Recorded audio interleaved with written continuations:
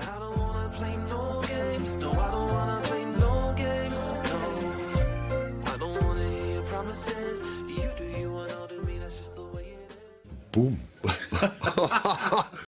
Biddly, biddly, biddly, bo. Yes, yo. Here we go. There ain't nobody down round here. You know what time it is. Get that badger.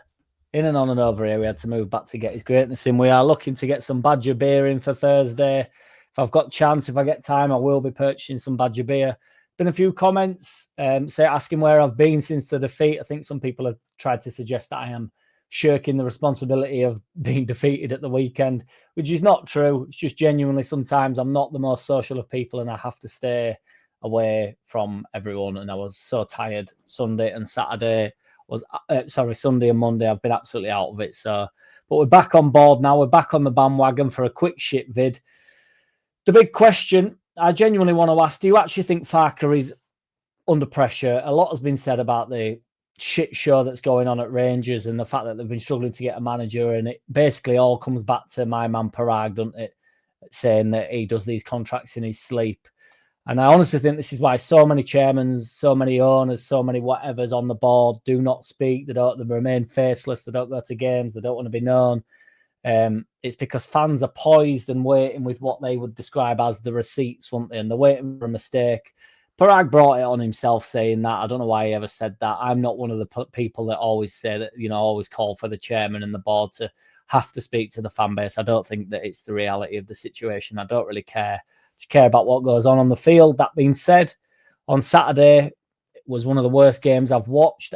I spoke to a few people over the weekend that had not watched the game, and the stats have definitely skewed the mindset towards how the game actually went. I can only think of one decent chance off the top of my head, which is obviously Aronson, which we will touch on.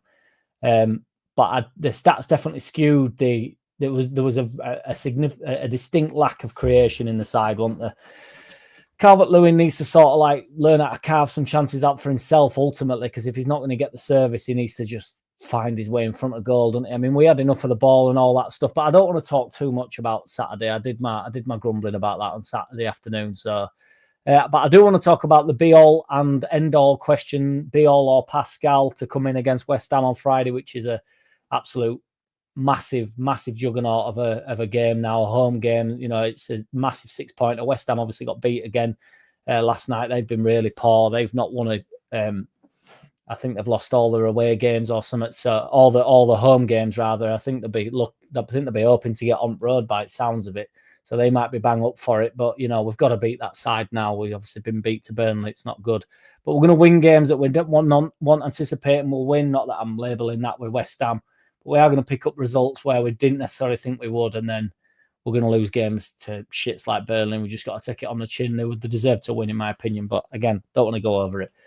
But if we're going to talk about the be-all and end-all, whether it should be Pascal Struijk or be-all, I don't think Farke is going to be pushed or into any sort of wholesale changes. But I tell you what, be-all better be good. He better be good if he comes in, honestly, because if he's not better than Pascal Struijk, I have to maintain and suggest that I honestly don't think Farke is there to self-harm himself. I think if be-all is significantly better than Struijk, I think he comes into the side immediately. I think he gets on with it. He didn't hang about with Stack, did he? Longstaff's now, the staple in there. I think he picks the best side possible. I honestly do. I think there'll be a few that you could say, he went with Peru at the start of the season, gave him a chance. Now he's gone with Calvert-Lewin because he's the best striker in the side, isn't he? So he goes with him every week. He's played plenty of minutes for us. He's the best striker at the club.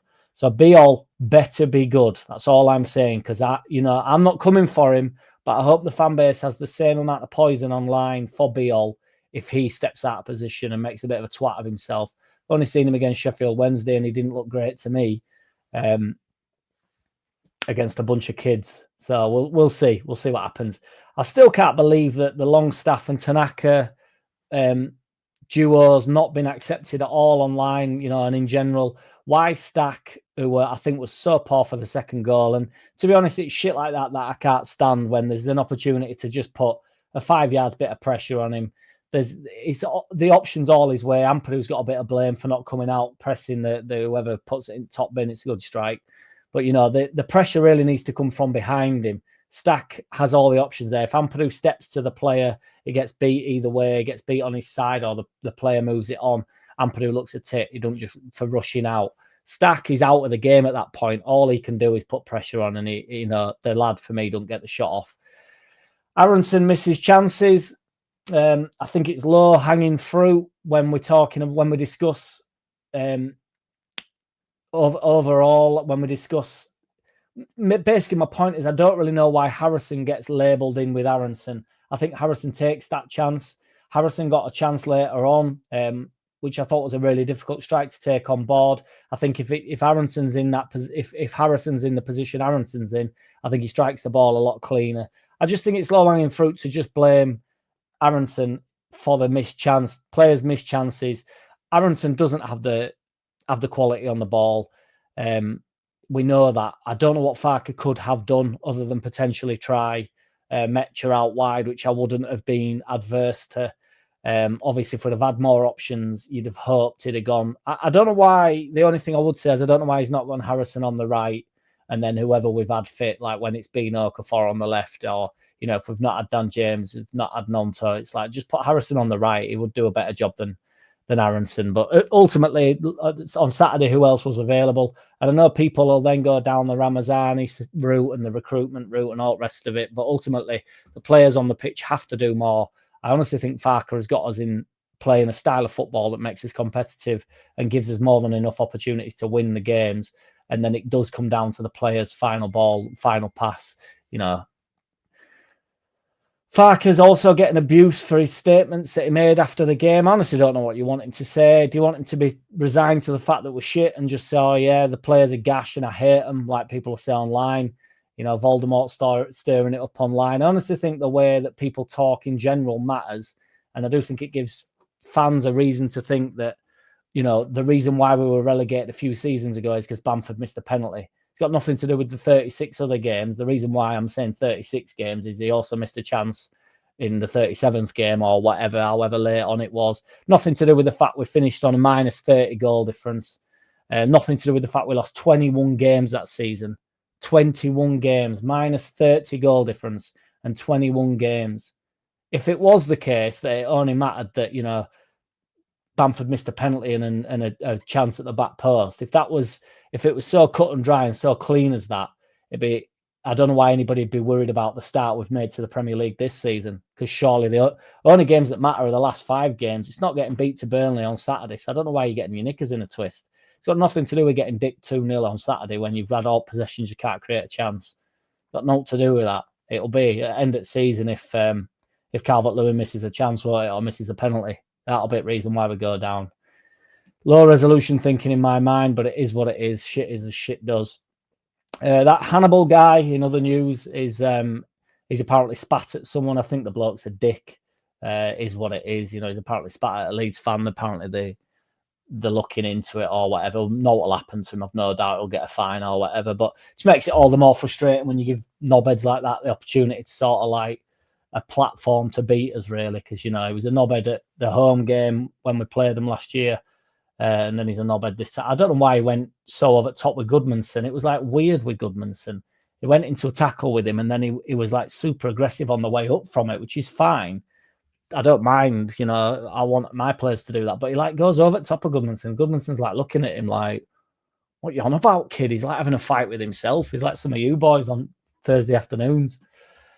Agbonlahor's made a few comments about us. I thought it'd be like when I clicked on the article, I thought, here we go, here's a diss because he can't help himself, can't Gabby Agbonlahor half at time. But to be fair, it wasn't.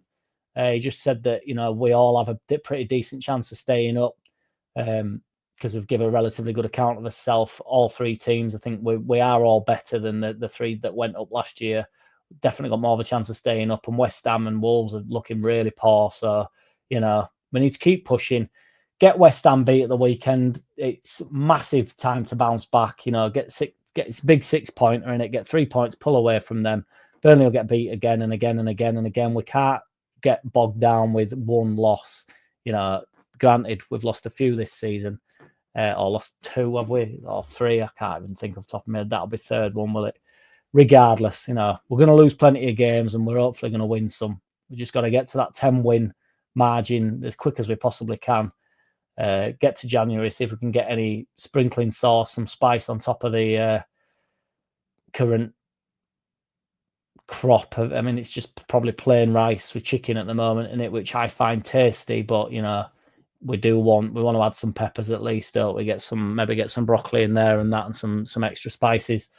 It's funny how that Okafor wasn't available. Now it's Okafor without Okafor, where it's impossible for us to win football games. The team had to do more. I thought Goodmanson and Harrison really stifled each other on Saturday. They're basically like the same player. They're both exactly the same. Goodmanson was clearly played like Harrison when Goodmanson was told he might have been a winger when he was younger, and then ended up a left back. And Harrison, gets enough stick as it is. So yeah, we'll see what the squad news is as the week goes on, and we'll drop in tomorrow night for a quick shit vid. I'm on my way down to Kent, so I will see you all in a bit. Seem to spend more time in Kent than I do the place where I rent. Take it easy, everybody. In a bit. Dog shit. Keep liking and subscribing. Appreciate every which one of you.